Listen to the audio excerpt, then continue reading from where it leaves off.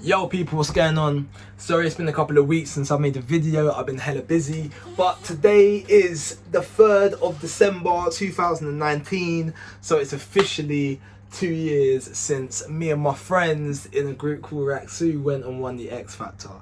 So it's been 2 years of highs on a roller coaster ride like you would never imagine, and us doing things like Jingle Bell Ball, touring with Little Mix, going to LA, and lows which have led to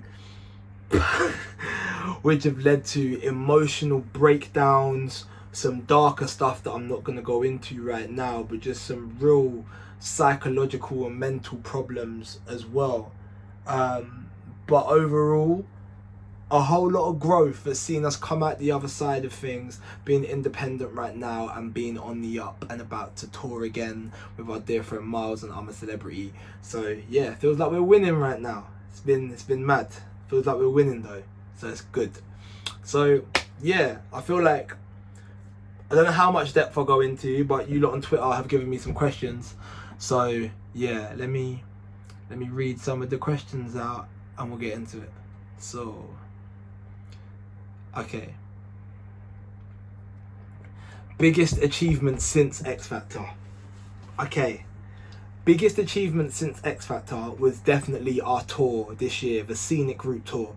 Obviously we called it the Scenic Route Tour because we just realised that if we're going to be successful and get to where we want to be, we're going to have to do it differently to where everybody else does. And you know, there's a lot of people out there who didn't really have much faith in us, didn't have faith in us being able to tour, didn't have faith in our music, didn't have faith in our fan base, and we had to really say like, no, we want to do this, like we want to do this tour regardless of the risks. Even if we don't sell many tickets, we just want to do it, we just want to try.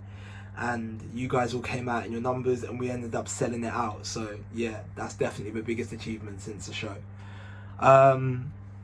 Best thing you've learned from the past 2 years. This is from Mads.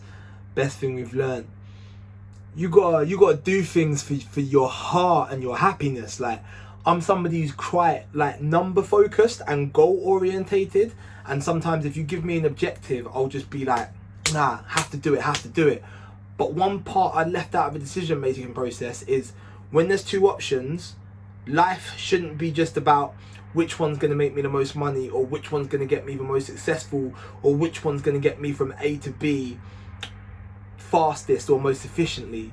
Like, a big question that you have to ask that we don't always ask each other is, what's going to make me happy? And actually, when we were going on the show, we based our decisions and did stuff based on what was going to make us happy. That was a driving force. And then since then, with other people getting involved, we kind of lost that a little bit, but now we're back to it. So now, whether it's the music we put out or what we do, what we say, blah blah blah, the driving force is what's going to make us happy as people. And I think that's a way for a better life. Alina says, what's the best opportunity you've been given so far? I think the best opportunity that we've been given so far goes to 4 girls called Jade, Perry, Jessie and Leanne. Them taking us on tour with them on their Summer Hits tour was just, you have to understand, for us, yeah, before winning the Xfactor, success would have been performing in front of like 200 people. Like 30,000? What? 20,000, 25,000, 30,000 performing in stadiums? No, that wasn't even on the radar. Like, I swear down, that wasn't even in our headspace as something that was doable. So Little Mix taking us on tour with them was just amazing. It just unlocked an experience that was dormant in our minds, and I don't think we ever would have ventured into. So yeah, big shout out to Little Mix, thank you. Have you ever watched your performances back? If you would you change any of them? So yes, I watched all of my performances back. I'm very self-critical. You lot know what I'm like, so I kind of analyse everything. And there are some parts that make me cringe my life away. Like, oh my word. I'm like, we were so bad. We were really so bad. But nah, I wouldn't change a thing. Because I can also feel and remember emotionally where we were through all of those moments as well. And it was a beautiful thing. So nah, I wouldn't change any of it. Even the mistakes that we made. If someone wants to apply to the Xfactor or something along the lines, what would you advise them? This is from Luce. I just say be true to yourself, innit? One, go for it. Just go for it. But two, be true to yourself. Know what you're going there for. Know what makes you happy. Know who you are as a person and know who you are as an artist, and do not compromise that for anything. Even if you get through to the final, if you want to walk left and somebody says to you, walk right, and you'll probably win, if your body, your spirit, your mind, your heart and your soul is telling you to go left, go left. Because if you win going left, it will be better than winning having gone right, because you did it in your way. And if you lose going left, then at least you did it your way. Because more time, if you go right and listen to them and you don't win, you'll regret it forever. And sometimes, even if you go right and you do win, winning, not doing what you want to do, doesn't always make you happy anyway. So yeah, just remember that. Be true to yourselves. What's the best memory you have with your fans? Oh my gosh, there are so many. There's the I Want You to Freak video premiere. There's the meet up in the park. There is, Sav ended up being with me on my birthday night up in Durham somewhere when I was drunk. Oh boy, there's actually so many. I can't pick one. I actually can't pick one. There's all the jokes that we catch when we do the meet and greets as well. There's all the Instagram lives, there's the Twitter group chats. I feel like if you were to ask the other boys, they might have a better answer for you. But you know me, I'm always chatting to you lot, so it's very difficult to pick a moment out.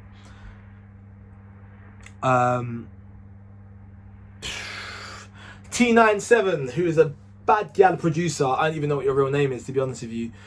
What were my thoughts and feelings before and after winning? So before winning, winning weren't even on the agenda. I didn't even care. It was like, alright, cool, the man them have to get to a certain point so we can be full-time musicians. Let's just present ourselves in the best way possible, focus on the music, focus on the performance, have some fun with it and see what happens.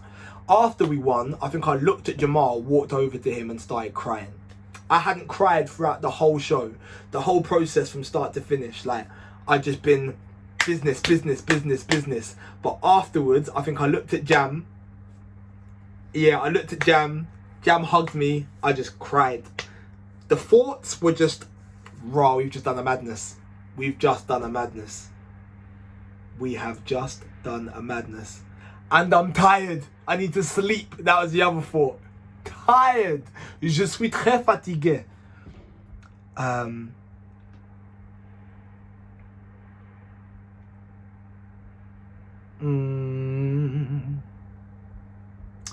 Hold on. Let me find one more question.